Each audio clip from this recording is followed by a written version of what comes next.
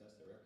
Good afternoon, everybody, and thank you for being here, both in person and those of you joining on the live stream to my master's recital here. It is a lecture recital, and I am so excited to speak with you about a new piece of music that I have really grown to love and admire over the past year. L.A. Tunes by Jules Pegram is a new piece of music for the wind band medium that is of very high quality.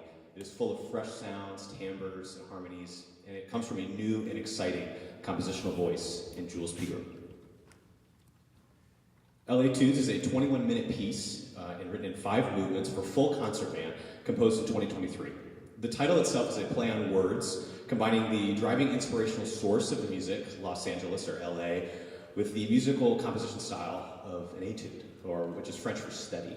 These 5 movements or steadies attempt to capture the feel of L.A., or in Pegram's words, to sound like Los Angeles feels. Pegram also calls this piece a travelogue for band, wherein the ensemble and you, the listener, travel through the various sections of Los Angeles. It should be noted that there is a connection between this piece and another famous work for band. Percy Grainger's Lincolnshire Posy is a heavy influence on this work.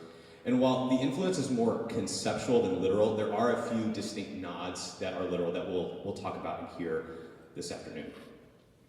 Posy is described by Grainger as a musical wildflower. It is 6 movements that represent 6 songs sung by specific people from a specific place. The place, in that case, being the Lincolnshire County in England.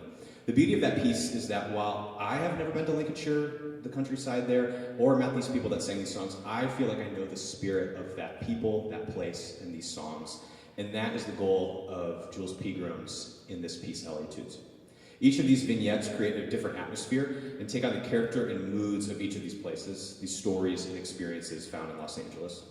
This work has been performed by many of the country's top university wind ensembles and was also named a finalist for the National Band Association's coveted William D. Ravelli Composition Contest.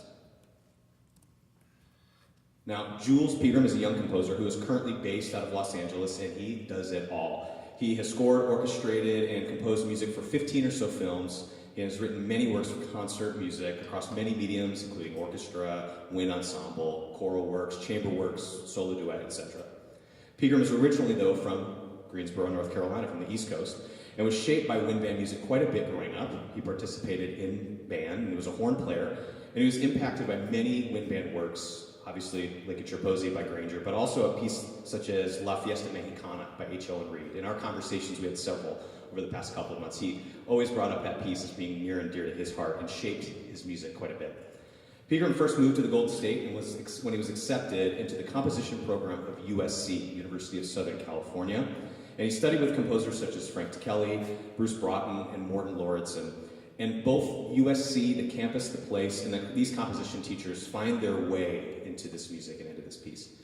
Pegram furthered his education at the University of Michigan before he moved back to LA.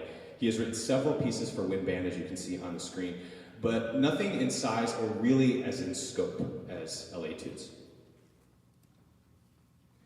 Now, before we really get into the piece, what you must know is that this is a passion piece for Jules. He loves L.A. Whenever he talks about it in our conversations, he begins beaming, he gets emotional. This piece means a lot to him, and it's his goal to share his love of this place with you all. And there are several key musical elements that he uses and that form the general compositional language that he uses in order to get his ideas across to you, the listener. Jules and I had multiple conversations, and the first thing when he talked to me was about how important musical line is to him. And what I mean by that is he envisions a musical line throughout the piece. And all of the music that's written is meant to further that line. This music continues to press forward. He develops motifs and ideas, but it's always moving us forward from left to right. The music is never stagnant in time. It's never in pure stasis, but one line must move into another, which pushes another. And so much so that when he talks about it, he says, I know what note must come next because it must go here, and then it must go here. And it's always pushing things forward. And a common descriptor word that he uses was elegance in composition. And elegance not in a snooty way, but rather in a way that ideas flow in a polished and clean way that is always intentional and is always specific. Things are not simply random in this music. It's very rare that he will have some sort of musical idea that comes out of nowhere. It's almost always derived from somewhere else. And ideas and phrases do not exist vertically in this piece. We don't go from moment to moment, but it is always the through line that is important for him. An example of this is in movement 4 of the work. There's a musical peak that is reached and achieved, and it's a high point that is reached in the form, and you know it happens by a high C that happens in the trumpet section.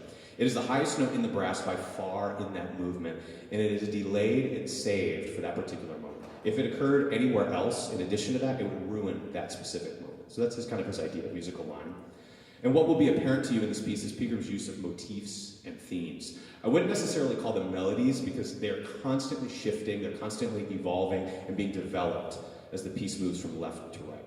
Coinciding with this idea is what Jules calls musical economy, something that I think is an art form that is lost in a lot of wind band music being written today. These motifs are like building blocks, and all of the musical material is always flowing from them. Almost always the material you will hear is derived from these motifs, and it constantly will come up always again in the work, and that gives it a sort of catchy feel. You'll walk away hopefully after a performance and you'll know, oh, I'll be singing that melody or that theme to myself, and it never comes back always the same. It's always slightly different, adjusted, but that's his way of constantly getting at you with these ideas. They're simple, but yet they're very complex, and they have a lot of depth to them. As he put it, if any notes were to be taken away or any notes were to be added, the piece would be lesser, or the piece, if you added any, it'd be worse. So he is very intentional about the number of notes, and that's what he means by musical economy. The form of the movements is typically cyclic form, usually with 2 of these motifs being the basis of the movement. It cycles back to these motifs. However, the intrigue in the piece is maintained by how they are developed, and you'll be able to hear a little bit of that in a moment. Another aspect of Peagram's unique voice is found in the harmonic language, and it is very, very fresh and needed harmonic language that he uses in this piece. Peagram, while he is a horn player, his primary instrument is piano, and so that is his vessel to create these ideas. He typically is sitting at the piano, finding new shapes and adding extended harmonies, ninths, 11ths, 13ths. It's very rare in this piece that we ever have just simple tonic, dominant, tonic. It's always adding ninths, adding extra suspensions. And it's very pop-inspired, but not in a way that's cheesy, not in a way that's contrived. It actually flows and it works very, very well, and it's a very fresh sound for band. Orchestrationally, Jules is once again very economical. The ensemble is not asked to play all the time, loud, big moments, hitting you over the head with it. He is always seeking to highlight various colors of the ensemble. And while the harmonies can be quite thick, for instance, there are 2 tuba parts, there are 2 euphonium parts, there are 4 trombone parts and 6 trumpet parts. Although there are many parts and the harmonies are quite thick, he doesn't want to always play loud all the time, but rather, I'm going to use these 6 different parts to feature all that a trumpet can do, or all that a euphonium and tuba sound can be together. He also chooses many moments to be very sparse and more open sounding, and allowing for rest and long-term pacing within a work. Again, an idea that I think is lost nowadays in composition. And in our conversations, we talked a lot about one piece in particular, Appalachian Spring by Copland, and how if you look at that music, if you look at the score, as he would put it, where are the notes? There's not very many notes that are actually on the page. It's very, very open, but yet you listen to the piece and it is incredibly emotional. It cuts very deep because of all of that space and that happens within that music. And that is something that influences him in his compositional process a lot in this piece. So now we move forward. We're going to talk about movement 1 of the work, entitled The Figueroa Corridor, and it seeks to depict an area very specific in LA that is near and dear to the composer's heart. It's an area south of downtown, and it encompasses USC, the Los Angeles Memorial Coliseum, which is the football stadium that USC plays at, and was also the site of the 1984 Olympics, and will soon be the site of the 2028 Olympics. And it is also home to several of LA's most ornate cathedrals, such as the St. Vincent de Paul Catholic Church, which you will see pictures of in the slides later. And this is the first movement of the travelogue for LA and the LA-tudes, but it is also good to know that this is the first stop for Peagram in his journey through this city. The work begins in E-flat major before it shifts to a brilliant F major, and the movement does not conclude in an E-flat major ending, but rather stays in F, leaving things open-ended so that we know we must come back to that eventually, a bit of foreshadowing. This movement juxtaposes 2 themes, with the first being a heraldic brassy theme, and it is an ode, direct ode, to the Olympics, and more specifically John Williams' Olympic Fanfare that he composed for that. So another American composer that has influenced him. The second of these themes is more religioso in style, and it changes in character and mood as you walk across this area of the Figueroa corridor. The general form is cyclic, and the first theme is introduced and developed, then the second theme is introduced and developed, and then the movement closes by revisiting more explicitly that first theme, although the first theme has its fingerprints all throughout the movement. You can see this in the form map at the bottom of the screen there. There's a general ABA format to this movement. All right, example 1 is shown on the screen here, and it is the first theme of the piece and is performed by all 6 trumpets. This theme truly lays the groundwork for the piece.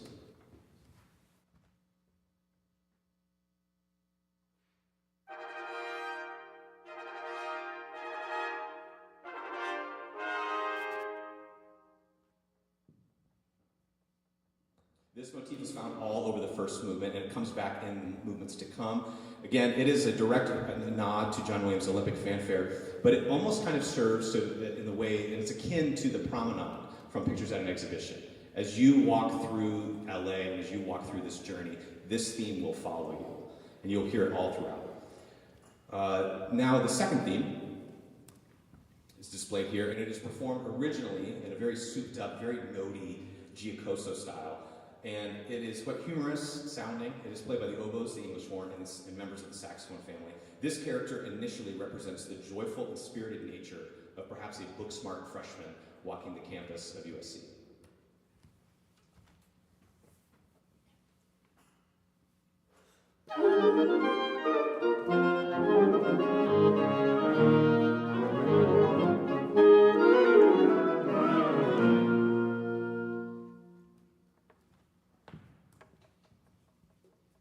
This theme then moves into the horns and into clarinets, and it is a bigger, more assured, self-assured theme next in the piece, and it almost is kind of suggesting now this person's an upperclassman, okay? And it's really kind of dealing with and thinking about the intellectual heft of a university such as USC.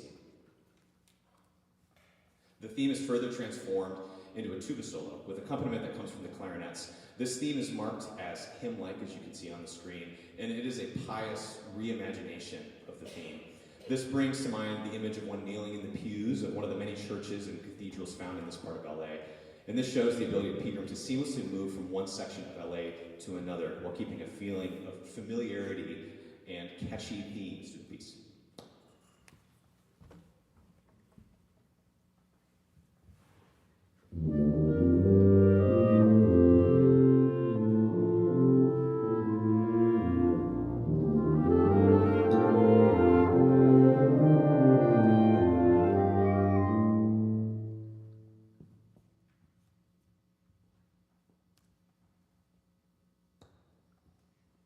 Now, moving past the Figueroa corridor, now we find ourselves in West Hollywood.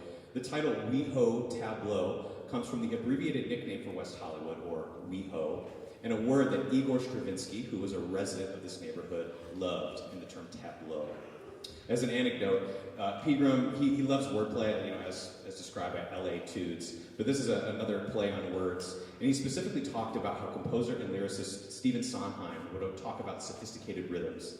And a simple rhyme, there's nothing wrong with these simple rhymes, but something like dog and fog, he would consider that to be a simple kind of a whatever rhyme.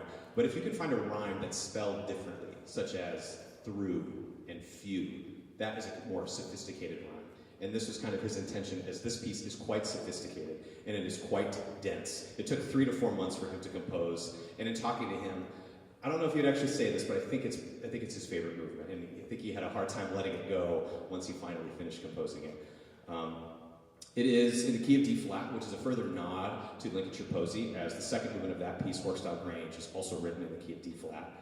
And this music is heavily influenced by Igor Stravinsky in many, many ways. Stravinsky was known for his love of shifting meters, and this movement is constantly shifting and changing, which was a challenge and a fun thing to learn and spend time with, was trying to master all of the meters throughout this music. The second theme, we'll start with the second theme, is displayed here in example 5, and it is reminiscent of Stravinsky's ballet, in particular Petrushka, and you'll hear that in the motifs heard in the piccolo and flute writing.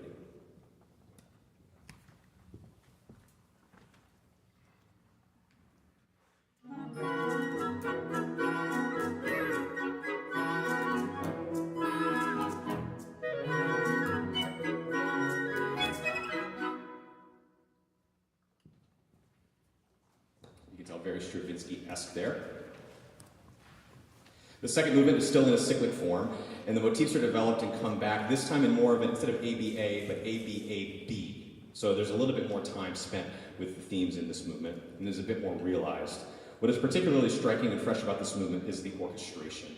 Pegram uses extensive use of the piano, the celeste, the harp, percussion instruments, and a diverse color palette found in the woodwind section. You'll notice here in example 6, it shows the opening measures of the piece, and one cannot help but feel we are in a completely different part of LA in comparison to the first movement. So we'll play a little bit of the beginning.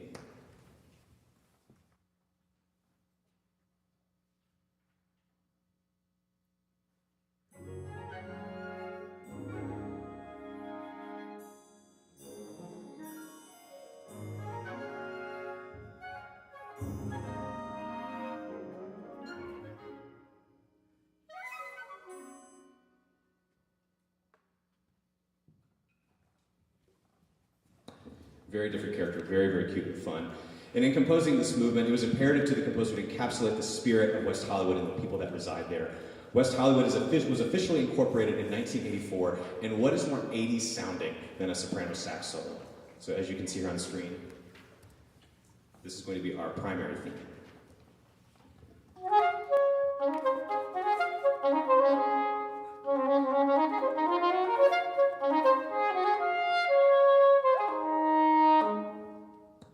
This theme is further developed. And another influence on this music is the music of Laurel Canyon country and folk artists. Artists such as Joni Mitchell and James Taylor, they have their fingerprints all over this music, and it is shown here in example 8. And let's just pause for a moment. What other concert band pieces do you know that are inspired by artists such as Joni Mitchell and Laurel Canyon, that being an influence? There's not many, but he does it again in a way that doesn't feel contrived and doesn't feel cheesy. This is a hard task to do, but it gives the ensemble a fresh and interesting sound. We'll now play a little bit, he calls it almost like pseudo-lounge music that happens here in the second movement.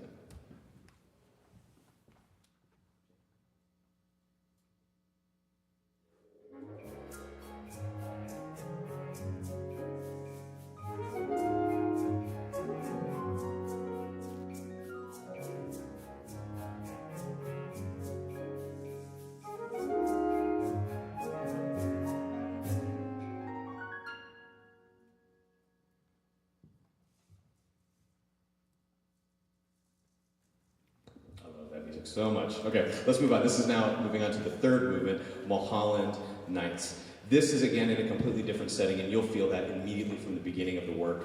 And it takes place on one of the most scenic drives in all of the United States. This Mulholland Drive or really Mulholland Nights as he calls it, is an ode to Mulholland Drive. And there's also a film, very famous film by David Lynch that finds its way into this piece. This Mulholland Drive swerves through Santa Monica Mountains, and it leads to a scenic lookout point in which you can see all of LA, and you can kind of sort of see that on the screen there. It is said by David Lynch, who directed that movie, that one can feel the history of Hollywood here. This is a direct ode to Hollywood, and it is also an ode to Angelo Badalamenti, who is a composer who composed the music for that. Also wrote the music for Inside the Actor's Studio, known for his lush chords, and in particular in this movement because of the mood of his score for Mulholland Drive. Now, what's different and unique about this movement is that there are 3 themes to the movement, and the first theme is permeating the entire movement. The first theme is said to be cloaked in noir shadows by Pegram, and it is a nod again to a neo-noir mystery thriller type of film. It is introduced in the bass clarinet. And you can see what that looks like there on the screen. And what gives it that sort of feel is that its use of the minor scale, E-flat minor here in this case, and it's using and incorporating the supertonic and the subtonic within that theme. And that is something that will come back later as well. The second theme is rather glum, and it's marked in the parts as ghostly, achingly. I kind of imagine somebody who's maybe down on their luck throughout LA, as you know, it's a hard place to make it for sure, and this is them going up on this drive and perhaps seeing now and representing in the third theme a beautiful city of LA, and it sort of is an encouragement to this character. It is marked the music expansive, and it has a wide-ranging view here of the City of Angels and moves now to the parallel major key of E-flat major.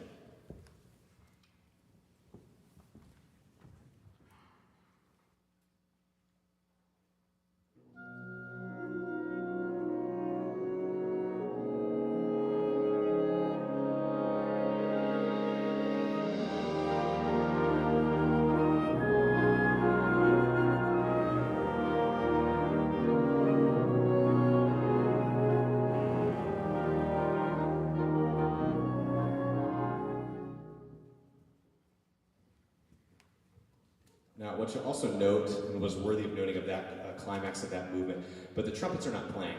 In fact, the trumpets are tacit this entire movement, and this is a purposeful move by Pegram for two reasons. This climax emphasizes a conical brass section. It is quite lush, it's rich, it's a rounded sound, and it fits the overall aesthetic that he was going for. If it was too powerful, if it was too in our face, it wouldn't match the mood of the view of LA from here, because it's, again, it's very far away. And I think that it works very beautifully. And truth be told, he said he was saving this impact of the trumpet sound until the next movement, which is also slow. And one might not think that two slow movements right next to each other would work pacing-wise, but this decision of leaving the trumpets out and bringing it back into the fourth movement is impactful, and it's quite effective.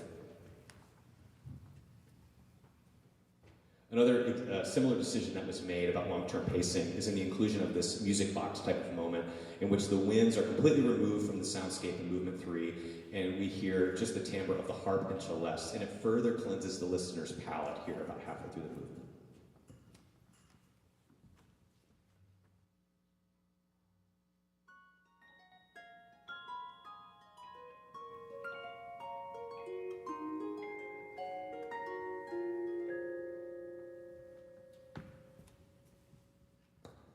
Again, a very, very nice moment. We push forward now into the fourth movement entitled Nuestro Pueblo, or the Watts Towers. This is the spiritual core of the work and is based on a collection of sculptural towers called the Watts Towers in LA, Watts being the name of the neighborhood in LA that they are located. Nuestro Pueblo is another name for this historic landmark, and it was one that was coined by the man who built them himself, and it's Spanish for our town.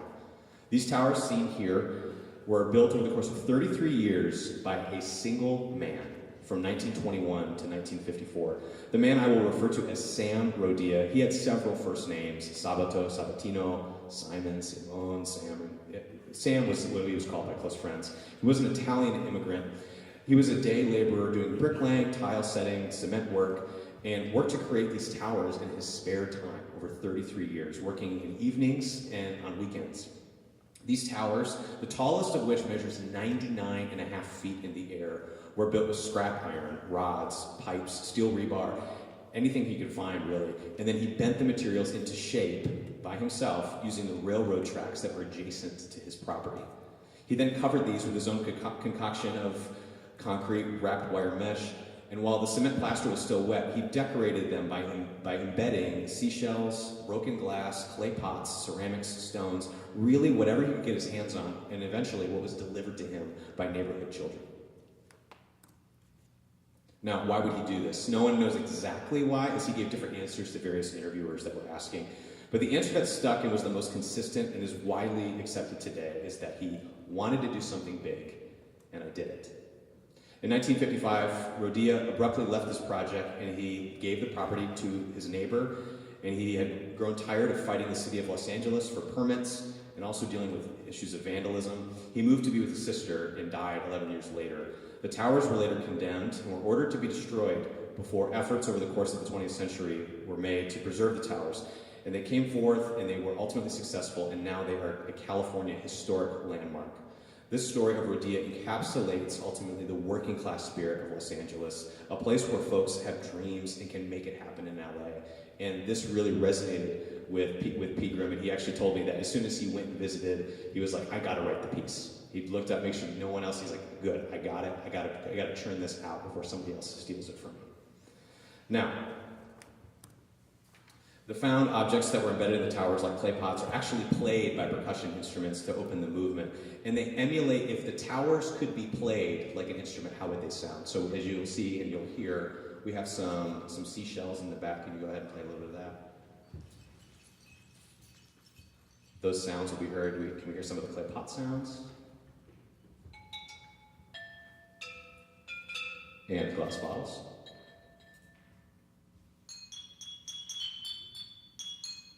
So in this movement, you'll hear as it opens, as we will be playing the towers.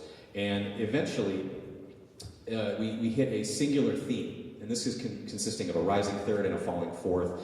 And it represents Rodia as he ascends and descends the towers. Eventually, the music develops into a section in which the low reeds begin a heavy, labored, stepwise climb.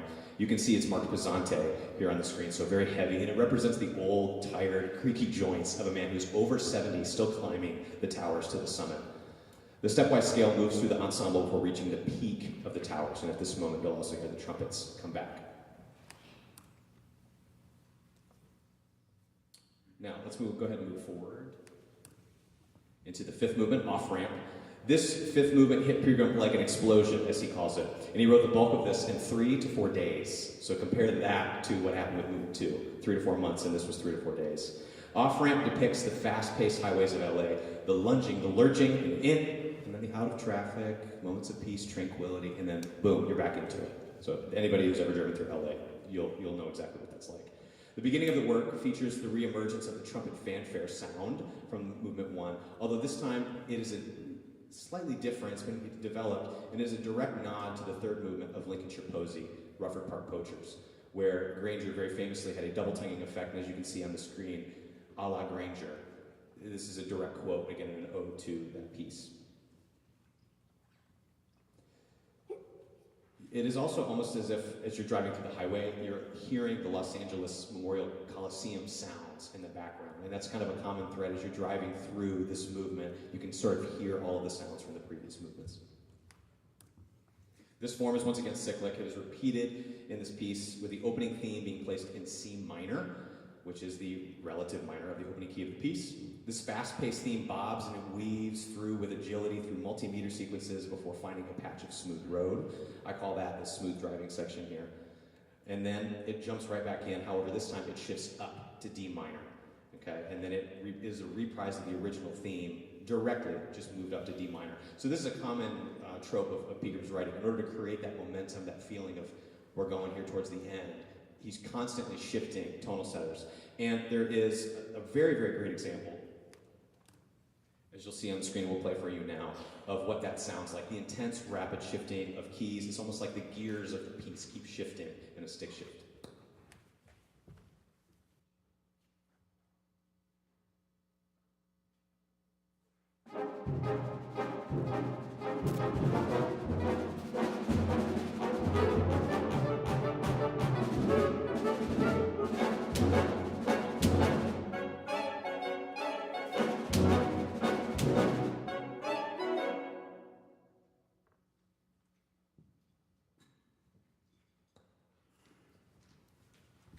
Lastly, you'll see here a final motivic transformation that happens to conclude the piece. This is culminating in a transformation of ultimately the main melody, as you can see here on the left side, on C minor, da, da, da, dee, moving now to major, dee, da, da, da, da. So we've finally arrived in E flat major here. And he also will bring back the 5-note trumpet motif, that'll be very, very clear. And he also brings back the noir theme from Mulholland Nights. However, as you can see on the bottom left part of the screen, it moves from minor, E flat minor, to E flat major. So as you can see, this transformation happens, and it's almost as if we zoom out near the end of the piece from being on the road, driving and bobbing and weaving, and we're finally zooming out to see from that Mulholland scenic viewpoint the entire city of LA. All right, we'll save the true impact of these themes and these transformations for the performance that you are about to hear. So, before we go forward, are there any questions from the crowd? Anything that I can answer? Dr. Nix? Yeah, so you mentioned lots of sources that he drew upon, composers, pieces, that sort of thing. Are there direct quotes from things, or is it just the affinity of those things, or how did he do that, avoid direct quotes? Or? So that was something that he is very cautious of, and again, can sometimes feel a bit cheesy. So really the only direct quote is from John Williams, and that opening motif from diggy-diggy-dee, bum, diggy-diggy-dee, bum, from the Olympic fanfare, that is directly stripped, and it's not the notes as much as the articulations and just that rhythm. However, there is not any direct ripoff of, for instance, Petrushka. It is slightly different. It's more influenced by, but no direct pulling. He instead wants to be inspired and again get the feeling of what a composer sounds like. Any other questions?